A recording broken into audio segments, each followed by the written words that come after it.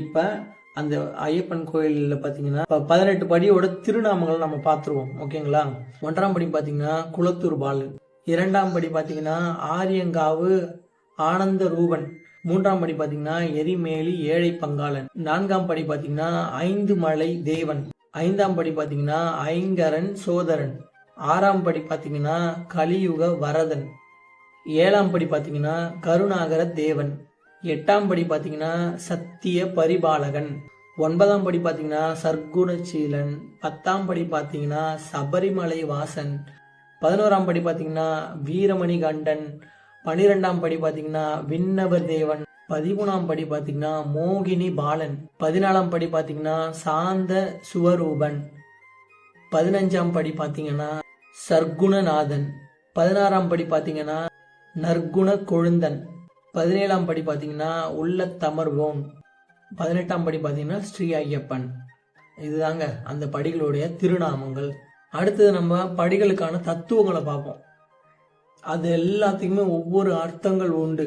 அந்த ஒவ்வொரு அர்த்தங்களையும் நம்ம ஒவ்வொரு வீடியோலையும் பார்ப்போம். இப்போ அந்த கோயில் எதற்கென்று அந்த ஒரு புரிதல் நம்ம சொல்லுவோம். இப்போ அந்த பேர் நமக்கு சொன்னாங்கன்னா ஐயப்பன் பக்தர்கள்லாம் அதை பற்றி தெரியும். அதனால தான் அந்த விஷயத்த நம்ம சொல்கிறோம். இப்போ அந்த 18 படிகளுடைய தத்துவங்கள் என்ன அப்படின்ற விஷயத்த நான் உங்களுக்கு ஷேர் பண்ணணும்னு நினைக்கிறேன். அது சொல்கிறேன். தத்துவங்கள் என்னங்க, ஒரு விஷயம் நம்ம வார்த்தையின் மூலமாக சொன்னால் அது இது ரைட்டா தப்பா அப்படின்ற தத்துவங்கள் மூலமாக சொன்னோன்னா அது நல்ல ஒரு புரிதல். இதுவும் வார்த்தை மூலமாக உபயோகப்படுறது தான், புரிய வைக்கிறதுக்காக தத்துவங்கள். இதை ஃபாலோ பண்ணிங்கன்னா உங்களுக்கு இதெல்லாமே கரெக்டாக இருக்கும் உங்கள் வாழ்க்கையில் அப்படின்னு சொல்லக்கூடிய தத்துவங்கள் என்னென்னா அந்த 18 தத்துவங்கள். முதல் படி மெய், 2ஆம் படி வாய், 3ஆம் படி கண், 4ஆம் படி மூக்கு, 5ஆம் படி செவி. 6 முதல் 13 பார்த்தீங்கன்னா அஷ்டம சக்திகள் அப்படின்னு சொல்லுவாங்க. அதாங்க காமம், கோபம், பற்று, பேராசை, அந்த ஆசை, அதுக்கப்புறமேட்டுக்கு பேராசை ஆசை எல்லாமே ஒன்று தான். இன்னொன்று பொறாமை, அதுக்கப்புறமேட்டுக்கு அந்த வஞ்சகம் சூழ்ச்சி, இந்த மாதிரிலாம் ஒரு குணாதிசயங்கள்ங்களா. அது 6 to 13 படிக்கட்டுகளுடைய நிலைகள். 14, 15, 16 நம்மளோட குணாதிசயம். அந்த முக்குணங்கள்னு எதுங்க, மனம், புத்தி, அகங்காரம். மனம்னா என்ன, நம்ம இருதயம் சொல்லக்கூடிய விஷயங்களை கேட்கறது. மைண்டு தான் மனமும். இருந்தாலும் இருதயத்தின் மூலமாக நம்மளுக்கு பிடிச்ச விஷயத்தை அணுகக்கூடியது தான் மனம். நம்மள ஒவ்வொரு விஷயமும் இது செய்யணும் கட்டுப்படுத்தக்கூடிய விஷயம்தான் அந்த மனம். புத்தி, புத்தி ஒரு விஷயத்த சிந்திச்சு சரியா தவறான்ற முடிவை எடுத்து ஒரு விஷயத்த அணுக வைக்குதுங்கள, அந்த புத்தி. அது மனம், புத்தி, அகங்காரம். அது அந்த பொருள், அது அந்த பையன் அப்படின்னு சொல்லி ஒவ்வொரு விஷயம் தனித்தனியாக பிரிக்குது பாருங்க. நான் தான் பண்ண அது அப்படின்ற ஒரு விஷயம் இருக்குல்ல, அதுதான் அகங்காரம். அதுக்கப்புறமேட்டுக்கு 17 பார்த்தீங்கன்னா அஞ்ஞானம். அதுக்கப்புறம் 18 பார்த்தீங்கன்னா அதுதான் உங்களுடைய ஞானம்.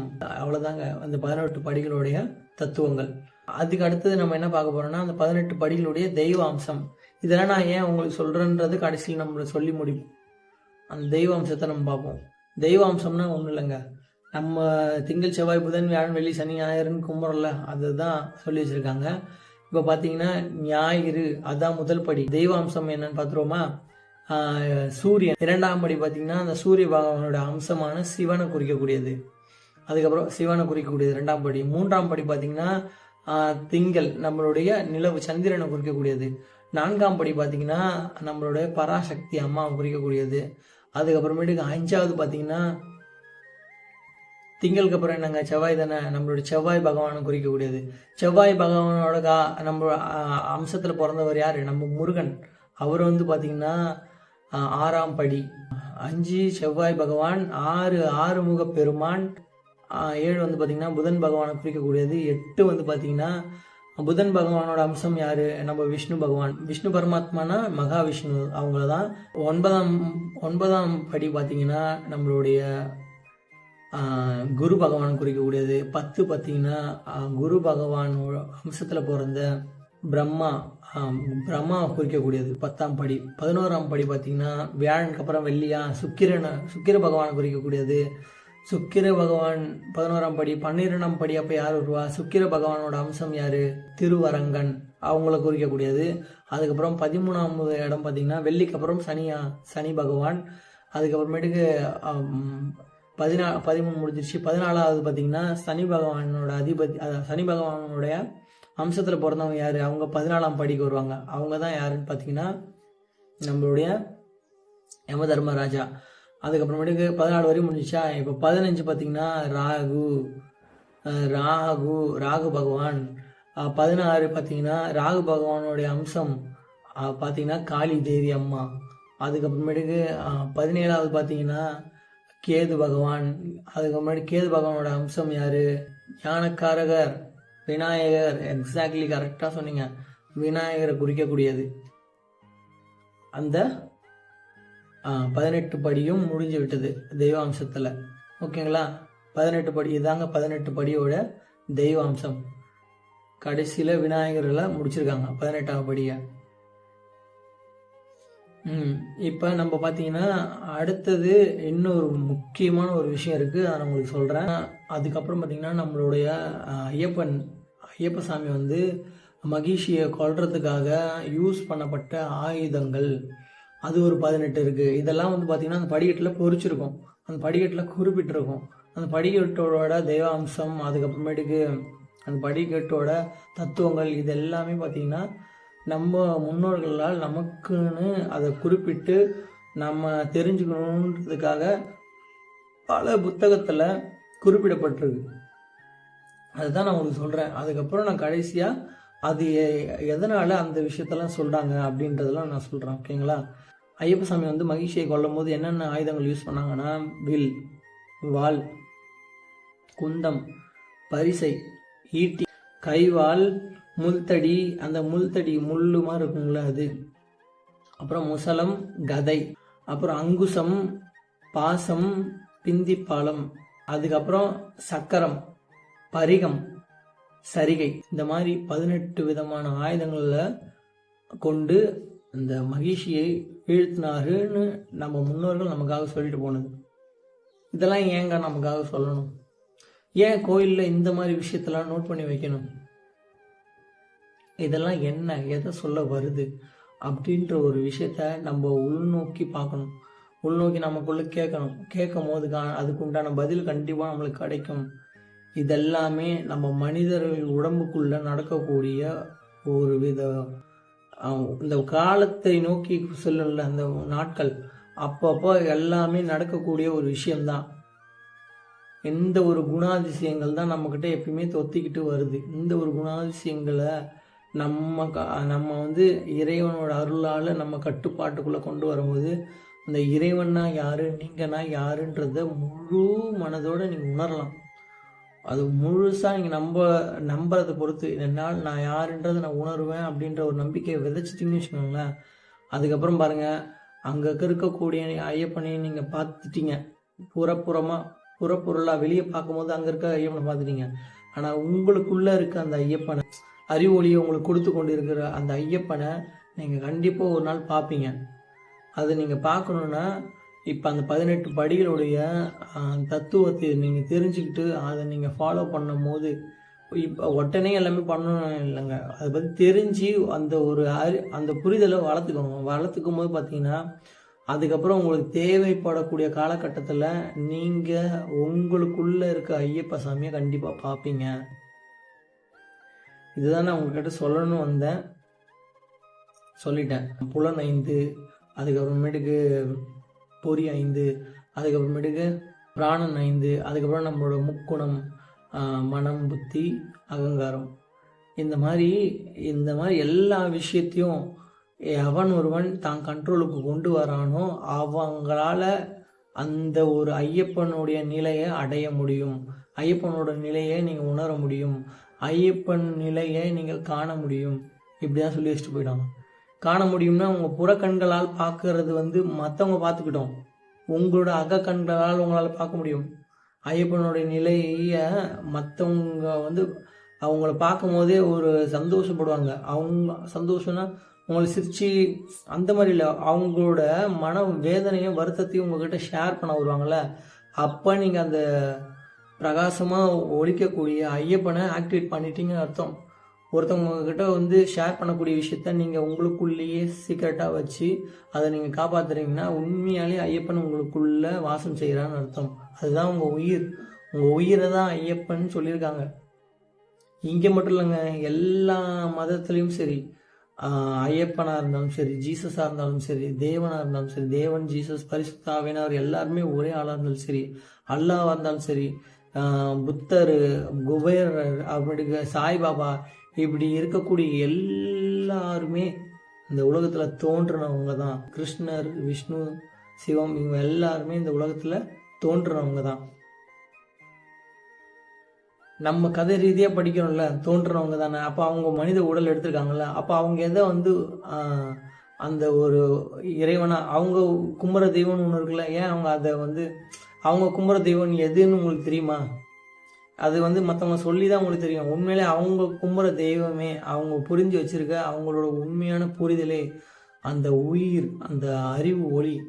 நீங்கள் இந்த ஜென்ரேஷனில் உங்கள் மரணம் வந்துட்டாலும் உங்கள் அறிவு ஒளி நீண்ட காலம் தூரமாக வாழ்ந்துட்டு போய்கிட்டே இருக்கல. இன்னமும் ஜீசஸ் எல்லாருக்கும் தெரியுது. அவர் பிறப்பில்லாத, அவர் வந்து அழிவில்லாத அரசன் தான். காரணம் என்ன? இன்னமும் ஜீசஸ் வாழ்ந்துட்டு தான் இருக்காரு அறிவின் மூலமாக. அதை நல்லா புரிஞ்சுக்கோங்க. இன்னமும் வள்ளலாறு அறிவு ஒளியாக பரவி தான் இருக்காரு. எல்லா இடத்துலையும் இருக்காருன்னா உண்மைதான். அவர் எல்லா இடத்துலையும் இருக்காரு, அவர் உணர்ந்தார். அதை நீங்கள் ஆமாம் அப்படின்னு நீங்கள் சொல்லணுன்ற ஒரு ப்ரூஃபே இல்லை. அவருக்கு மட்டும் அந்த உண்மை தெரியும்.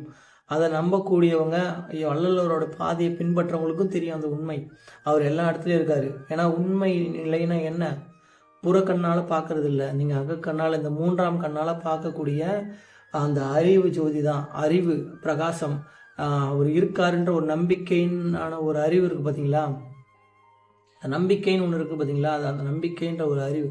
அந்த அறிவின் மூலமாக நீங்கள் அதை உணர்றீங்கன்றது பொறுத்து தான் அவங்க உயிரோடு இருக்கிறாங்க.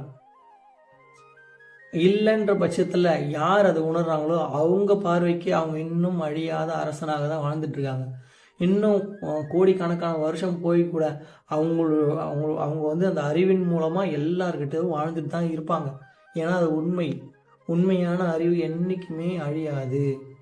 அது இருக்கும், இருந்திருக்கும், இருந்ததாக இருக்கும். அது இருக்கும், இருக்கும், இருந்திருக்கும். இப்படி தான் பாஸ்ட், ஃபியூச்சர், ப்ரெசண்ட் அப்படின்ற மாதிரி தான் போகும். இதுதான் நான் உங்களுக்கு சொல்லணும்னு வந்தேன். கோவிலோட அமைப்பே உங்களை வடிவமைச்சு வந்தது தான். நீங்கள் கோவிலுக்கு போயிட்டு தர்ம காரியங்கள் செஞ்சு சந்தோஷத்தை அதிகமாக பெறணும்னு நினச்சிங்கன்னா கோவிலுக்கு போய் தர்ம காரியங்கள் செஞ்சு உங்கள் புண்ணியத்தை அதிகப்படுத்தி நீங்கள் பிறப்பு எடுக்கும் போதெல்லாம் சந்தோஷமாக இருங்க. ஆனால் முக்தி நிலை அடையணும், மன நிம்மதி அடையணும், நான் யாருன்ற ஒரு உண்மை புரிதலை தெரிஞ்சுக்கணும் அப்படின்னு விருப்பப்படுறவராக இருந்தீங்கன்னா நீங்கள் என்ன பண்ணணுன்னா உங்களை நீங்கள் கோயிலாக மாற்றுங்க. இதுதான். இப்போ நான் சொல்கிறவனே நான் வந்து ஒழுங்காக இருக்கானான்னு கேட்டால், ஆனால் நான் ஒழுங்காக இருக்கணுன்றதுக்காக இந்த பதிவை போடுறேன். இந்த பதிவை நானே சொல்லியிருக்கேன். இப்போ என்னை பார்க்குறவங்கெல்லாம் என்னை இந்த கேள்வி கேட்கும் போது நான் அதுக்கான பாதையில் போய்கிட்டே இருப்பேன். புரியுதுங்களா? கேட்கணும் கூட அவசியம் இல்லைங்க. இவ்வளோ விஷயம் இது நான் உங்களுக்கு ஷேர் பண்ணுறேன்னா அதனுள் நான் உள்ளே போக விருப்பப்படுறேன்னு அர்த்தம். உள்ளே நான் கொஞ்சம் கொஞ்சமாக நானே பை ப்ராக்டிஸில் உள்ளே போய்கிட்டு தான் இருக்கேன். நான் சொல்கிறேனே நானே எல்லா விஷயத்தையும் ஃபாலோ பண்ணுறேன்னு சொல்ல முடியாது. என்னுடைய எப்படி சொல்கிறதுங்களா, நான் வாங்கிட்டு வந்த கர்மாவின் அடிப்படையில், ஒளி தத்துவத்தின் அடிப்படையிலே வாழ்க்கை நகர்ந்து போய்கிட்டே இருக்குது. என்கிட்டையும் காமம், கோபம், பற்று, பேராசை, அகங்காரம் எல்லாமே இருக்குது. ஆனால் ஒரு புரிதலோடு இருக்குது. எந்த மாதிரி புரிதல்னா, இதெல்லாம் நம்மளுடைய அறிவின் பால் வெளிப்படுறது தான். இதெல்லாமே நம்ம கிட்டேருந்து தான் பிறக்குது, சுற்றி இருக்கக்கூடிய விஷயத்துலேருந்து பிறக்கலை. நம்ம அதை உண்மை நம்பிக்கைன்ற ஒரு ஒளியை அதன் மேலே வச்சு பார்க்கறனால தான் அதை நம்ம பார்வைக்கு அவ்வளோ பிரைட்டாக தெரியுது. அதை பிரைட் ஆக்குறதும், அந்த பிரைட் ஒன்றுமே இல்லாமல் இறைநிலை, அந்த நித்திய பேரானந்த நிலைன்னு சொல்லுவாங்க, அதை கூட விவரிக்க முடியாது.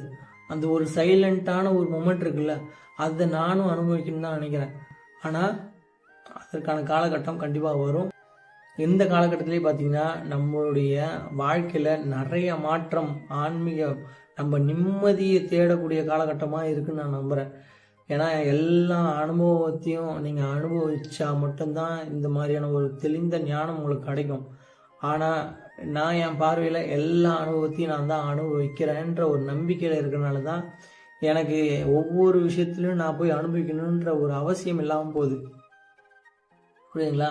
ஒருத்தவங்க கோடீஸ்வரனா இருந்து அவங்க சந்தோஷத்தை அனுபவிக்கிறாங்கன்னா அது நம்ம எப்போ அடையிறது, நம்ம எப்போ அந்த காலகட்டத்தில் பிறந்து எப்போ அந்த ஒரு காலகட்டத்தில் பிறந்து அவங்க படுற கஷ்டத்தை பட்டு அந்த ஒரு கோடி அடையிறது.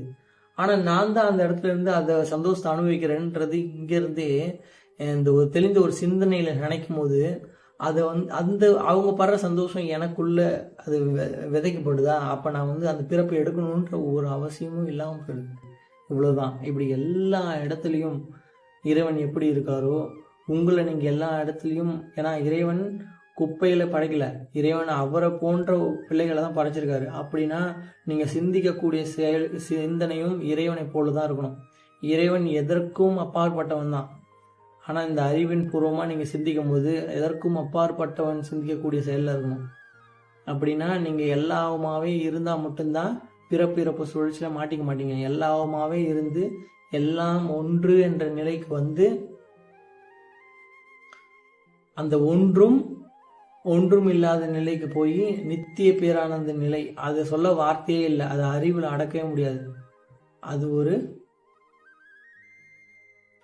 இப்போ நான் பண்ணக்கூடிய விஷயத்த அவங்க அறிவுபூர்வமாக யோசிக்காதீங்க. பார்வை மூலமாகவும் நுகர்தல் மூலமாகவும் எதன் மூலமாகவும் நீங்கள் எதுவுமே யோசிக்காமல் அந்த ஒரு பிளெஸிங்கான மொமெண்ட்டில் இருங்க. அந்த ஒரு செகண்ட் இருக்குல்ல, அதுதான் உங்களோட நித்திய பேரானந்த நிலை. அது எண்களே இல்லை, இன்ஃபினிட்டின்னு வச்சுக்கோங்களேன். அந்த காலகட்டத்தை நம்ம அடையிறதுக்காக தான் போராடுறோம். அது கண்டிப்பாக அடைவோம். அது வரைக்கும் நம்ம அறிவு உலகத்தில் இருக்க வரைக்கும் நம்ம அறிவை பயன்படுத்தி நம்ம மற்றவங்களுக்கு நல்லது செய்வோம். நம்மளும் நல்ல விஷயத்த மற்றவங்களுக்கு சொல்லி தருவோம். அதே சமயம் நம்மளும் நல்ல விஷயத்த செஞ்சு பழகுவோம். ஓகேங்களா? இப்போ வரைக்கும் எவ்வளோ செஞ்சோமோ என்ன இது பண்ணுமோ தெரியாது. ஆனால் இதுக்கு மேலே கொஞ்சம் கொஞ்சமாக நம்மளே மோல்டு பண்ணிகிட்டே வருவோம். இதை தான் நான் உங்கள்கிட்ட சொல்லணும்னு நினச்சேன். ஏதோ என்னால் முடிஞ்ச வரைக்கும் உங்களுக்கு நல்ல ஒரு எக்ஸ்ப்ளனேஷன் கொடுத்துருப்பேன்னு நினைக்கிறேன். உங்களுக்கு இது பிடிச்சிருந்தா என்னோடய சேனலை சப்ஸ்கிரைப் பண்ணுங்கள், லைக் பண்ணுங்கள், இதை கமெண்ட் பண்ணுங்கள். அதுக்கப்புறம் நீங்கள் அடுத்தடுத்த வீடியோ எந்த மாதிரி போடலாம்ன்றது சொல்கிறீங்களோ அதன்படி போடலாம். இன்னும் ஜோதிடம் வேறு நான் பார்த்து ஒவ்வொருத்தவங்களும் சொல்கிறேன், எல்லாருமே பொருந்துன்னு சொல்கிறாங்க. அதை பற்றின வீடியோவும் நம்ம எல்லாருமே போடுவோம். நம்ம எல்லாருமே டச்சிலே இருப்போம். நீங்கள் மனசு வச்சா எல்லாமே நடக்கும். அதான் அத்தா மனசு வச்சா எல்லாம் நடக்கும் பாட்டு இங்கே ஓடிட்டு தான் இருக்கு. அந்த மாதிரி எல்லாருமே அந்த மன அமைதிக்கு உண்டான தேடலில் மனசு வைப்போம். உலக பிரகாரமான அறிவு பிரகாரமான வாழ்க்கையை வாழ்ந்துக்கிட்டே நம்ம இந்த பேரறிவை ப்ராக்டிஸ் பண்ணி நம்ம ஒரு நிலையை நம்ம போகும் காலத்தில் பிறருக்கு கொடுத்துட்டு நம்மளும் அதை அனுபவித்து சந்தோஷமாக விடைபெறுவோம். இப்போதைக்கு நான் உங்களோட விடைபெறுறேன். நம்ம எப்பயுமே நம்ம அழியாத செல்வம் தான். நம்ம அறிவின் மூலமாக எல்லா இடத்துலையும் எப்பயுமே வாழ்ந்துட்டு தான் இருப்போம். உடல் மறைந்தாலும் உயிர் மறையாது, எங்கேயாவது ஒரு இடத்துல இருக்க தான் செய்யும். சூரியன் கூட நம்ம போயிடுவோம், நம்ம உடல் பூமிக்குள்ளே போயிடும். எப்படி இந்த சூரிய குடும்பத்தை விட்டு நம்ம போக மாட்டோம். அப்படி இந்த சூரிய குடும்பத்தை விட்டு நம்ம மனப்பதிவு அழியணும்னு நினச்சிங்கன்னா நீங்கள் எண்ணமற்ற நிலையில் நீங்கள் யாருன்ற உண்மையை உணர்ந்து அந்த ஒரு பிளெஸிங் நித்திய பேரானந்த நிலை சொன்னல, அந்த அறிவில் அடங்காத ஒரு நிலை, அதை நீங்கள் கண்டிப்பாக அடைவீங்க. அதை அடைய என்னுடைய வாழ்த்துக்கள். இதாங்க நான் உங்களுக்கு சொல்ல நினச்சது. எல்லாருக்குமே டைம் கீஸ், எல்லாருக்குமே good night, sweet dream, happy dream. பாய்ங்க.